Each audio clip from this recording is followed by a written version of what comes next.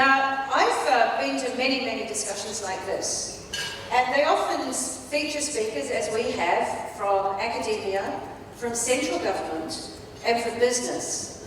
But there's a very important voice that we are going to bring forward today, which is one that we don't hear from quite so often, and that is the voice, the role of cities and regions. In a huge country like Indonesia, where there is a high degree of decentralization, decisions made at the city and the province level have a large impact on business. So our next speaker is going to be the Mayor of Bandung, Ridwan Kamil. Now, for those who don't know, Bandung is Indonesia's third largest city. It's about 4 hours from here. It's a popular weekend destination, it's surrounded by beautiful mountains, and it's really going places. Mayor Kamil is a prize-winning architect, and since his election as mayor in 2013, he's had a huge impact on Bandung. He's made it a smart, a creative, and a livable city. Last year, it won the Adipura Award as the cleanest city in Indonesia. And earlier this year, Mayor Kamil visited New Zealand under the Prime Minister's Fellowship for ASEAN program. So although I think he'd been to about 100 countries, he'd never got down under to see us. And now he's had a look at New Zealand, and I know has come back with some thoughts about us as well. So we've asked Mayor Kamil to talk about the role of cities in integrating region and to tell us what he's doing. Kang Emil, please.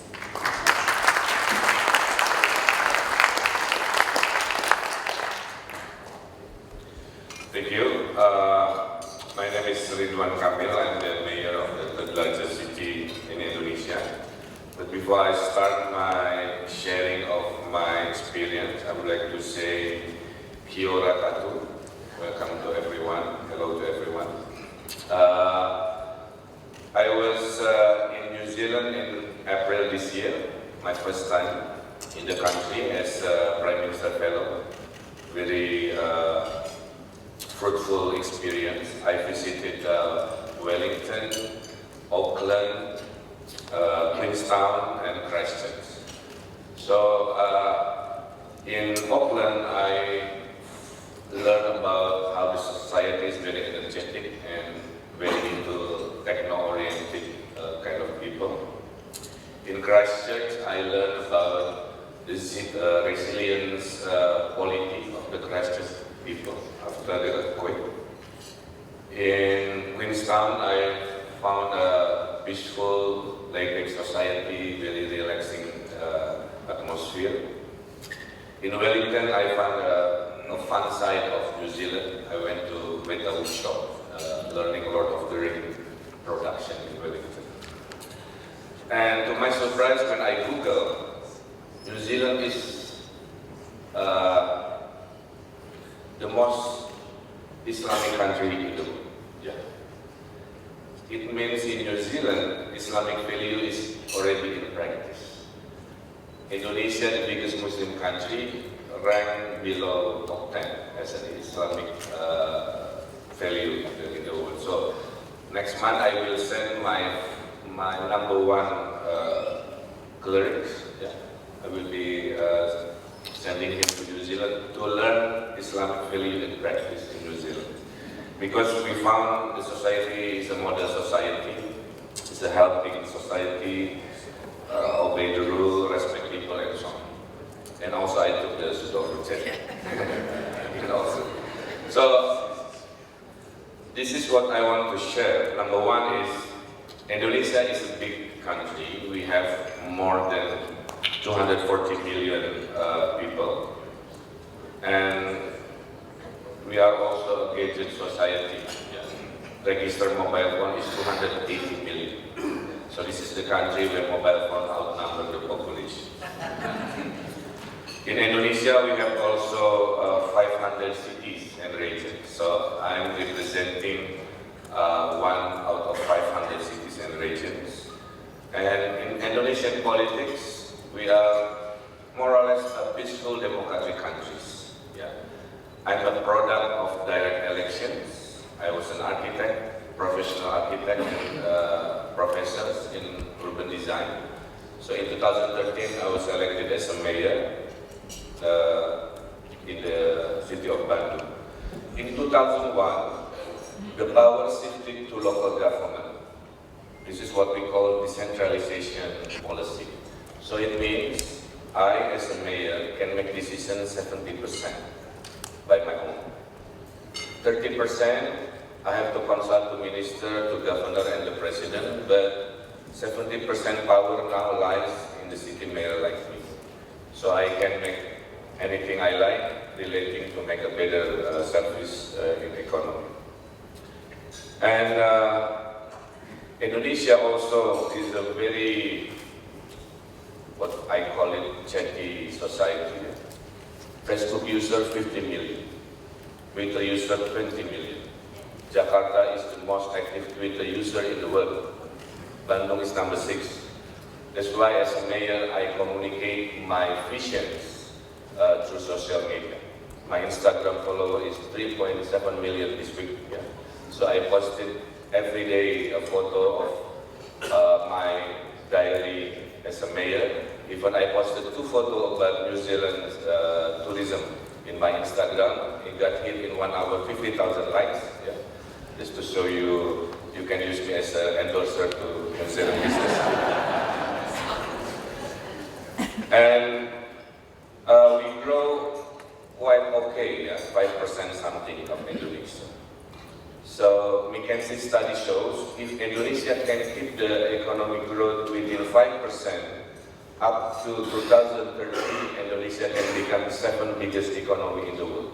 So that's why I really support President Jokowi economic reform policy. Bandung is one of the highest growth in Indonesia. Our economic growth is around 8%. Our population is 2.5 million urban population, and not to surprise, 2.1 million Facebook users. So it's very, again, connected society. And we in Bandung, 60% is under 40. Yeah. So I'm running a city of youth with more than 50 higher institutions like universities, research center, and so on. That's why my vision of economy in Bandung is to be the creative economy hub of Indonesia. That's why I'm inviting any kind of investment in the form of creative economy, because in Bandung we don't have energy resources or natural resources, but we are focusing on human capital resources. As a city mayor, I started the reform 2 years ago using what I call smart city policy. I changed the last 2 years all manual procedures in my administration through apps and software. So Bandung now has 300 apps ranging from e-budgeting. Last year we saved almost $100 million for unnecessary programs in my bureaucracy using e-budgeting. I deleted 1,200 programs that we think is not good for people and so on and so on. So 2016 we are ranked #1 as a smartest city in Indonesia. The video shows our Bandung Command Center. It looks like a Star Trek cockpit because I designed myself and I love Star Trek. So we control all the data, we manage everything related to city management. Even I will give one of my software to the mayor of Queenstown. It's a social media mapping software where I can map the conversation of people real time. So before they get angry or protested on the street, we already learn their conversation and we can make an answer before they go already on the street. So this is how I transform the city fighting corruptions. I remove any manual permits. Yeah. So last year I make an economical reform. Number 1 is I remove permit process for SMEs. Yeah. So in Bandung, in my city, you just go and run your business, but you just must report online. So no need a person-to-person kind of meeting. Number 2, also we give online service for business registration for middle to big business, and this is to cut kind of corruption culture, and we are happy 30,000 new business registered after we launched this online registration program in the city of Bandung. And one thing I want to tell you is, if you think about Indonesia, please think beyond Jakarta. Yeah. Because Indonesia is not always about Jakarta. We have 500 cities like me that need partnership with New Zealand. In the city of Bandung, this year I started a new reform of what we call financing infrastructure through PPP, public-private partnerships. Indonesian city spending money for infrastructure in the old school way. We are financing everything 100% from our money, and that's not enough. Yeah. So now we're shifting these procedures. Bandung itself needs $6 billion investment in the form of transportations, in the form of telecommunications, in the form of anything related to city infrastructures. If you multiply this $6 billion to 500 cities, more or less the other side of Indonesian economy, which is the city infrastructure, totaling 2 to 3 trillion US dollar. 2 to 3 trillion US dollar. So I invite all the New Zealand business community. You can look and come to Indonesia. You can choose, either you go to federal projects or you go to cities like me, smaller, but if you multiply by hundreds of cities, that's the size of what we call cities economy. So if you come to Indonesia, you have two doors. You go to the central government for investment, or you go directly to me. Because as a 70% power lies within the city mayors, we can serve you directly, we can tailor-make your interest into the real business kind of decisions. And I think by having this PPP, we really hope we can ask New Zealand company to come. There is a form of what we call social infrastructures. Social infrastructure means we have availability payment. President Jokowi is very progressive. Last year, the president released the decree, the law for PPP. So any investor come to cities will be protected by presidential law regarding PPP. We have also what we call IIGF, Indonesia Infrastructure Guarantee Fund. So if something happened to your investment, the guarantee institution is already set by the central government to make sure your investment is respected within the terms of business. Now, we have only 2 or 3 these PPP projects in Indonesia already started. So we are hoping the next 10 years up to 2030, when Indonesia becomes the 7th biggest economy, this PPP 2 to 3 trillion US dollars can be really become the new engine of economy in Indonesia. And we are really hoping the key player will be our neighbor, our business forum and company from New Zealand. So I think the last one is, this is the video to show you. We are inviting you for ICT business to come to Bandung, because Bandung 60% under 40, all educated.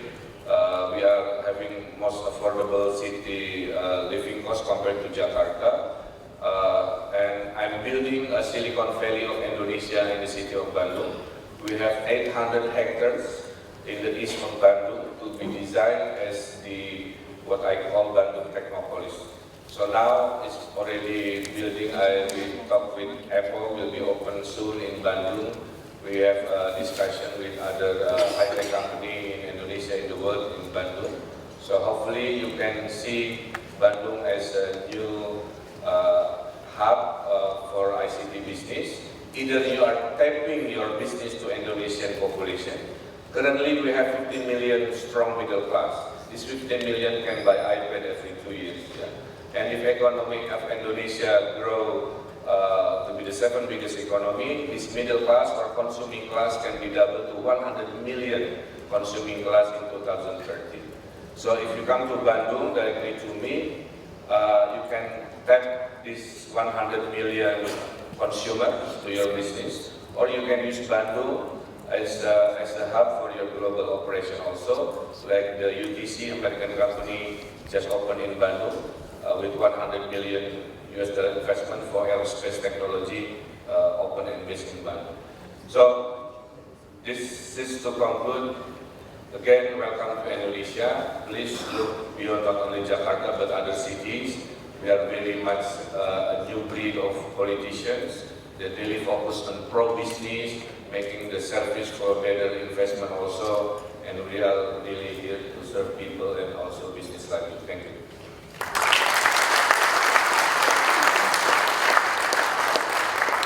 Competitiveness about e-commerce for that matter. Now I understand that you've established some little Bandung stores. Can you tell us about that, how you're working with your artisanal small and medium enterprises to actually, get those benefits of being competitive and trading at a much more than just a local level? Thanks. Thank you. 60% Bandung economy is SMEs, so it's really logical if I really push the agenda to make this SME really become one of the best in the country. Number one is I now almost 9 months releasing the concept of micro banking in Bandung. We try a new concept, what we call no equity credit. So poor people in Bandung can apply for the credit even though they have no equity, but they have to form in groups. We call it a groups credit, 5 persons. Yeah. So we already given 10,000 credits to 10,000 poor people in Bandung. And to my surprise, I'm very happy, non-performing loan is 0. So poor people really don't like to have big debt, yeah, in terms of business. And that's in the financing side. In Indonesia, President Jokowi also released the SMEs credits. Yeah, it's 6% interest. We call it KUR, Kredit Usaha Rakyat, or People's Business Credits. In the form of permits, I reformed last year. Is no permit necessary for SMEs business in Bandung. And 2 weeks ago, we removed 10 local laws that really hinders the business in Bandung, yeah, by permission of the President. Now, at the end of the process of marketing, I created 2 platforms. Number one, a brand called Little Bandung. So I selected the best brand of Bandung to be marketed and promoted throughout the world with the brand of Little Bandung. And we are really focused on e-commerce because, as I said, this is a 20 best product of Bandung. Yeah, we were awarded UNESCO Design Cities of Network 2015, and I went directly to the number 1 network company in the world, which is Facebook. Yeah, so I went to the United States. I asked Facebook to assist us, and Facebook, to my surprise, agreed to assist Bandung as the first city in ASEAN to have a business page. So I can sell Bandung product to ASEAN, and also ASEAN can sell directly using e-commerce through Facebook, tailor-made design for Bandung as an e-commerce kind of business. So this is how I try to push, yeah, from the financing, from the permit easiness, and also to marketing with Little Bandung in e-commerce. And Bandung has 16 million e-commerce transactions per year. Yeah. 10 million is product outside Bandung being bought by Bandung people, and 6 million is product outside Bandung being, 10 million Bandung product being bought by other people, and 6 million product outside Bandung being bought by Bandung people. So the e-commerce is the future. of my business. And this is where New Zealand firms and products can come. Maybe when we launch this Bandung e-commerce with Facebook, I can invite or talk to business community in New Zealand to use this platform because this is really very efficient. No need to come to Bandung, but display your products and my people can choose and do the e-commerce thing. So I think the future of SME in Bandung hopefully can become an inspiration to the whole cities in Indonesia. The business can really push using the smartest way of doing business, which is e-commerce. Is that this trade business, it is all about the people, and it's about people's lives being better, and the ability to work from an architecture that is at the top right through to the smallest people is important. Yeah, sorry, one last note for New Zealand's company.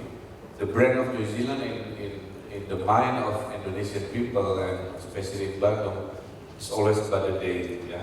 So we have to think more beyond the daily. That's why you have to promote more and market your product. Because when I visited New Zealand, so many things that my people would love to buy or to be the reseller or the business partner. So I think that would be my suggestion to better branding and marketing, especially education also. And Dr. Intal for their very interesting insights. Thank you very much. Thank you so much. Once again, ladies and gentlemen, quick round of applause for our moderator and panelists. Would you like to just come forward a little bit so we can take some photo together? Silakan, rekan media, jika ingin abadikan.